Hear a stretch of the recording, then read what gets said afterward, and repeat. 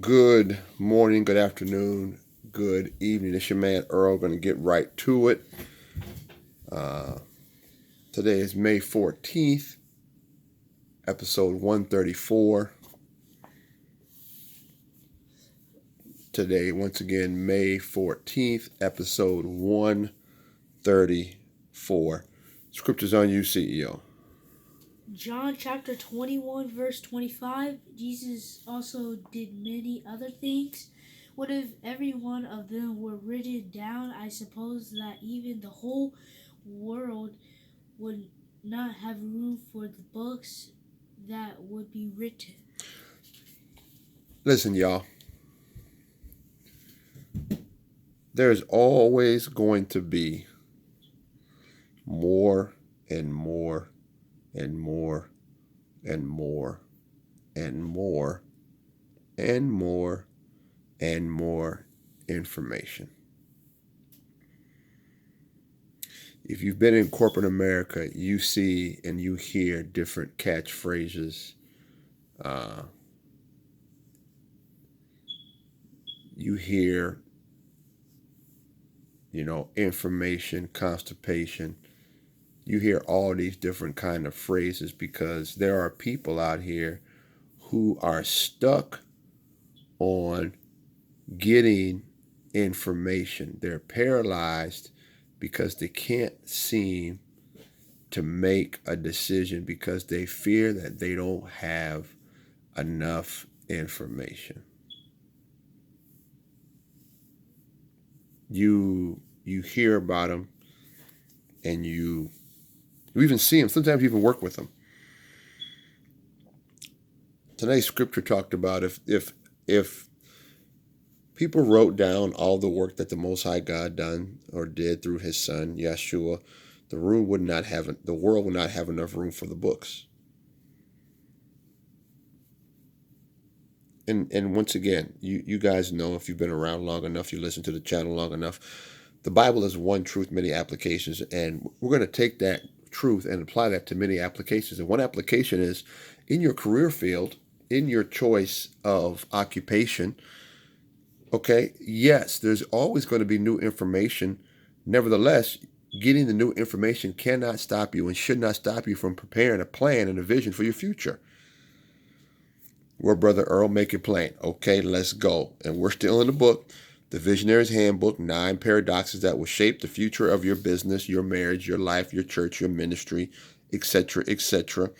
And here is some hard, firm truth. There are people in college right now that are just graduating, and they are preparing, and they have prepared for a career that will be obsolete in the next 3 to 5 years. Okay, that's a hard pill to swallow. Excuse me. But there are people that are graduating right now. You see the Facebook posts, you see what's going on. They're happy, they're excited, they got the tassels going, and guess what? They have prepared, they have spent the last 4 years of their life preparing for a career, a job that's going to be literally obsolete in the next 3 to 5 years. What are we saying? All that information that they have digested, all that information that they have studied, taken tests for, there's going to be new information that comes out that's going to make what they learned literally obsolete.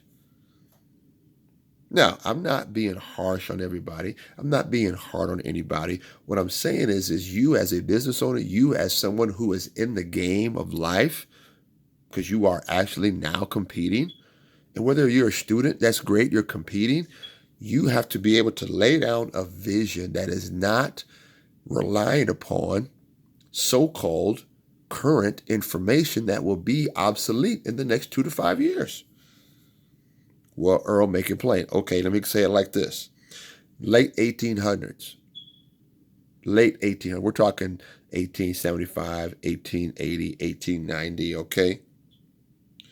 You could get all of life's most important information in what was called a 5-foot shelf. And what the 5-foot shelf talked about is you could fill up a bookshelf, standard 5-foot shelf, You could fill up all the information that you needed to be successful in one 5-foot bookshelf, AKA, and they called it the Harvard Classics. Some of y'all old schoolers will know what I'm talking about. Okay, because everybody valued what's a Harvard education, what's a Harvard leadership, Harvard Business School, etc., etc., etc. And what they're talking about is all the books that it took you to study to get a Harvard education. That was what was valued. That was what was promoted, is that 5-foot bookshelf of the Harvard classics, the Harvard curriculum. Well, fast forward 40-something years later, 1920, 1940, 1950, then it became you could get everything you needed to be successful in business and in life in the Encyclopedia Britannica and the old Oxford English Dictionary. Then it grew from the Harvard Classics. Then if you were to purchase a Encyclopedia Britannica and a Oxford English Dictionary, you could be successful. Hence, you might have heard about the old school people going around selling a set of encyclopedias. This is what we're talking about. Because information was able to be contained in a 5-foot bookshelf and then also in 2 sets of a Oxford English Dictionary and the Encyclopedia Britannica. Guess what? That is not the case today. Now, is it? Because reality has expanded. We talked about a couple of days ago. Your opportunity for success has expanded. How do I know? Because 2 people can even grow up in the same household and not get the same education because there's so much stuff going on around them. You can have 2 siblings grow up in the same household, and one sibling takes the information in and one sibling does not. And guess what? You can't blame the parents. You can't blame this quote unquote sibling, but you can hold the sibling accountable. And that's the strong language, because we don't want to be held accountable. Well, Brother Earl, how do we fix that? You fix that by laying out a vision that has a single sense of purpose that operates from a truthful reality. I'm saying it again. How do you fix all that? Well, you lay out a vision that operates from a single sense of reality. And you get off this idea that you have to have a certain set of educational background, or you have to have a certain level of educational background. You got to get off of this idea that traditional so-called education is the way to be successful. Not necessarily anymore. Why? Because information has expanded and opportunity has expanded.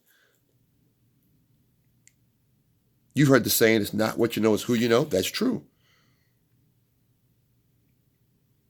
Because you can have all the education in the world, and if you don't have the right relationships to monetize that education, the education is of no value to you. And then conversely, you could be an individual that has relatively no education, but if you are exposed to the right individuals, you would be able to take on the opportunities that those individuals have for you. Let me remind you, life is not fair. Don't deny yourself one opportunity because you were never exposed to the possibilities of success. I'm not saying that. But this is what I am saying. Okay? This is what I am saying.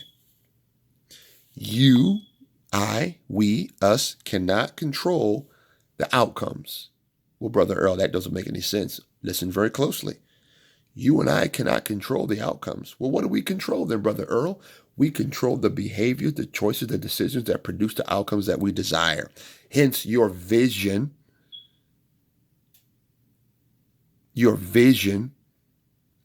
is about laying out a plan to get to a place or a destination with beginning to look at what are the behaviors, what is the behavior that I need to start putting in place to get to where I need to go. Let me say it like this. Ask yourself this question. What am I and what will I be? Who am I and who will I become? I'm going to say it again. In your vision, you ask yourself this. This is personal. Who am I and what am I to become? Who am I and who will I become? Those are two key, crucial questions that you lay out to yourself prior to solidifying your vision. Brother Earl, you're getting deep. Let's go a little deeper. As you answer those two sets of questions, then you have to look at this. What has to be true for me to become who I plan to be?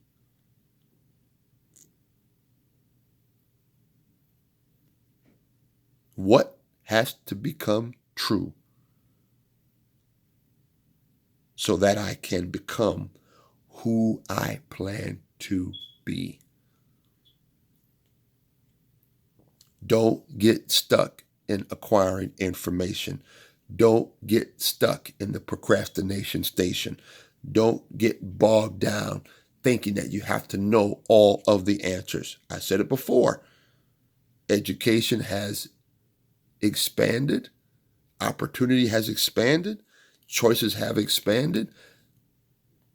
So how do you get past it? I'm repeating myself on purpose. You develop a single sense of direction, of planning.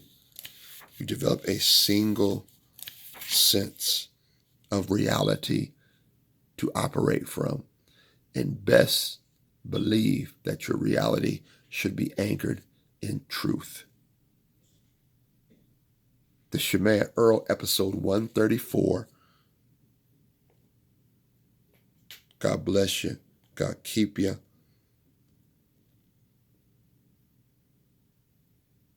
Information overload. Don't get stuck. God bless you.